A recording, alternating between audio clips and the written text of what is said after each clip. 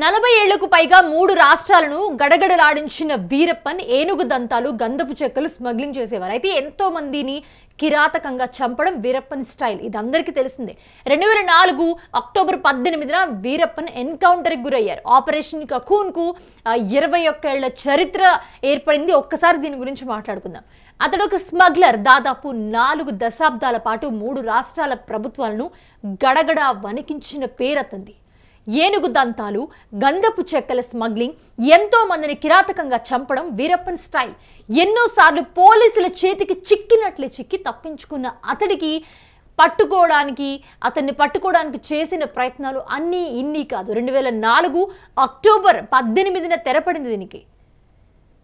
21 ఏళ్ల క్రితం STF అధికారులు అదే రోజు వీరప్పన్ను మట్టుబెట్టారు. ఆపరేషన్ కకూన్ పేరుతో చేపట్టిన పోలీసుల వ్యూహంపై HUTV ప్రత్యేక కథనం.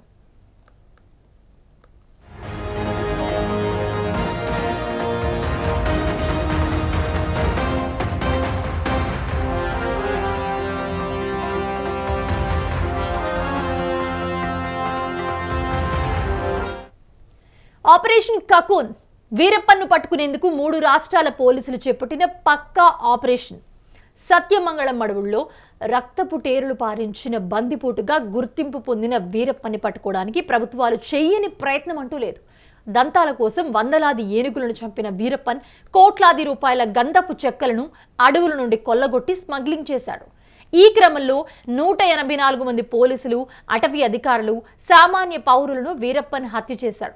అంతటితో ఆగకుండా కన్నడ సూపర్ స్టార్ రాజ్ కుమార్ ను కిడ్నాప్ చేసి దేశవ్యాప్తంగా కూడా కర్ణాటక ప్రభుత్వాన్ని ఉలిక్కి పడేలా చేశాడు. ఇలా తన అరాచకాలతో ప్రభుత్వాలకి, పోలీసులకి సవాల్ విసిరిన వీరప్పన్ శకం అక్టోబర్ 18, 2004న ముగిసిపోయింది. వీరప్పన్ని అంతం చేయడానికి దాదాపు 100 కోట్ల మేర ఖర్చు పెట్టారు.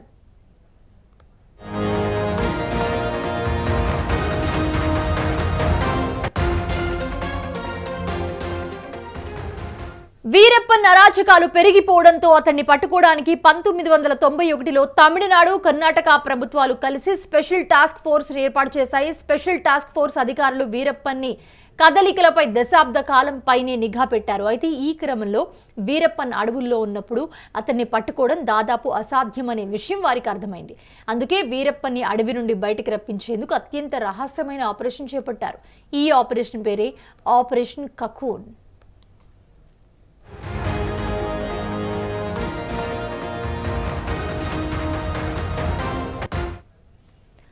అయితే వీరప్పన్ని అంతం చేయడానికి సుమారు 10 నెలల ముందు ఆపరేషన్ కకూన్ మొదలైంది. ఇందులో భాగంగా STF అధికారులు, తాపీ మేస్త్రులు, రిక్షా కార్మికులు, సాధారణ కూలీలుగా వీరప్పన్ సంచరించే సమీప గ్రామాల్లో చొరబడి గిరిజనుల్లో కలిసిపోయారు. గిరిజనుల సహాయంతో వీరప్పన్ కదలికలపై నిఘా పెట్టారు. వీరప్పన్ గ్యాంగ్ సభ్యుల సంఖ్య కాలక్రమేణా తగ్గిపోతుండడంతో వీరప్పన్కి కొత్త సభ్యుల సహకారం అవసరమైంది.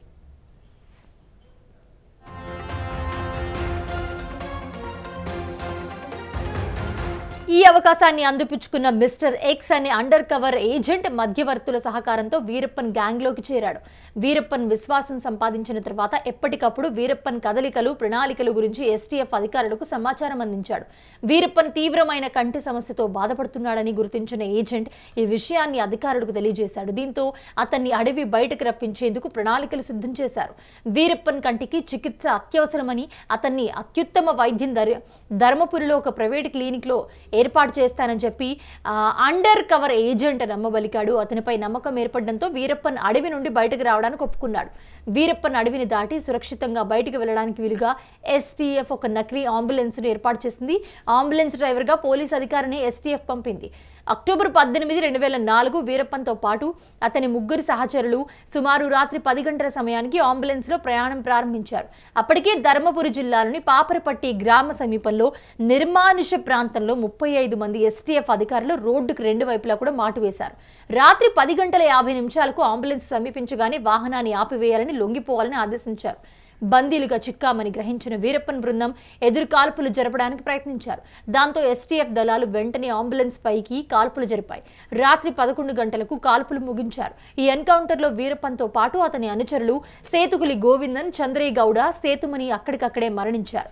దాంతో 4 దశాబ్దాల పాటు అరాచక పర్వం కొనసాగించిన వీరప్పన్ శకం కేవలం 10 నిమిషాలు ముగిసిపోయింది.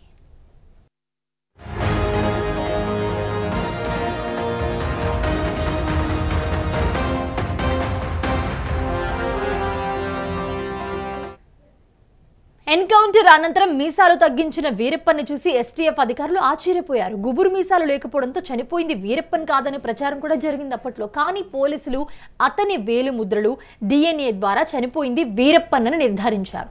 దానికి దశాబ్దాలుగా పోలీసులకి దొరకకుండా ముప్పతిప్పలు పెట్టిన వీరప్పన్ కథ ముగియడంతో తమిళనాడు, కర్ణాటక రాష్ట్ర ప్రభుత్వాలు ఊపిరి పీల్చుకున్నాయి. పోలీసులు వీరప్పని సజీవంగా అడవిలో పట్టుకుని పాపరపట్టి గ్రామ సమీపంలో ఎన్కౌంటర్ చేశారని కొందరు ఆరోపించినా కూడా ఎస్టీఎఫ్ అధికారులు ఆ వాదనను కొట్టిపారేశారు. ఎస్టీఎఫ్ దళాలకు నాయకత్వం వహించిన కె. విజయ్ కుమార్ ఆపరేషన్ కక్కూన్ విజయవంతం కావడంతో సంబరాలు చేసుకున్నారు. అనంతరం ఆయన వీరప్పని ఎన్కౌంటర్ ప్రధానాంశంగా వీరప్పన్ చేరింది. అయితే వీరప్పన్ ది చేజింగ్ బ్రిగండ్ అనే పుస్తకం రాశారు. దానికి ప్రత్యేకంగా వీరప్పన్ జీవితం ఆధారంగా ప్రముఖ దర్శకుడు రామ్ గోపాల్ వర్మ కిల్లింగ్ వీరప్పన్ అనే సినిమా కూడా రూపొందించారు. The hunt for Veerappan documentary Netflix లో విడుదల కాగా, కూసే మునిసామి వీరప్పన్ డాక్యుమెంటరీ సిరీస్ G5 లో విడుదలైంది.